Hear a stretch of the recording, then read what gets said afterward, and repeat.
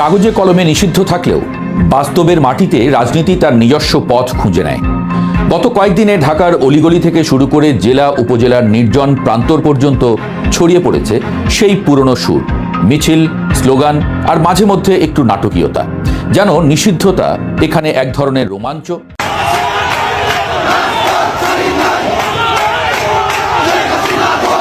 এবার শেখ হাসিনা নিজের দলের কর্মীদের বলছেন, সবাই রাজপথে থাকার প্রস্তুতি নাও, আমি শীঘ্রই তোমাদের মাঝে ফিরছি। তার সরাসরি ফেরার খবর পুরো দেশে চাঞ্চল্যকর সৃষ্টি করেছে। ভয়ে আছেন বিএনপি নেতাকর্মীরা। যদি আওয়ামী লীগ এই দেশে আবারও ফিরে আসে, তাহলে বিএনপির পালানোর পথ খুঁজে পাবে না। এখন সারা দেশে একটাই আলোচনা, শেখ হাসিনা কি সত্যিই ফিরছেন, নাকি এর পেছনে আছে আরো বড় কোনো পরিকল্পনা। তার এই বার্তা পাওয়ার পর থেকে আওয়ামী লীগের নেতাকর্মীরা রাজপথে নামার জন্য প্রস্তুতি নিতে শুরু করেছে। চারিদিকে শুধু একটি স্লোগান, ফিরে আসতে হবে।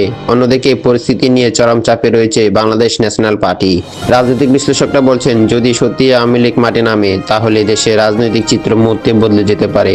এখন প্রশ্ন হলো, দেশে কি আবারও বড় ধরনের রাজনৈতিক সংঘর্ষের দিকে এগোচ্ছে, নাকি এটা শুধু শক্তি প্রদর্শনের খেলা? একটা বিষয় স্পষ্ট, আগামী কয়েকদিনে ঠিক করে দেবে বাংলাদেশের রাজনৈতিক ভবিষ্যৎ। তাহলে কি হতে যাচ্ছে সামনে? সত্যি কি ফিরছেন শেখ হাসিনা, নাকি এর পেছনে লুকিয়ে আছে আরো বড় কোনো চমক?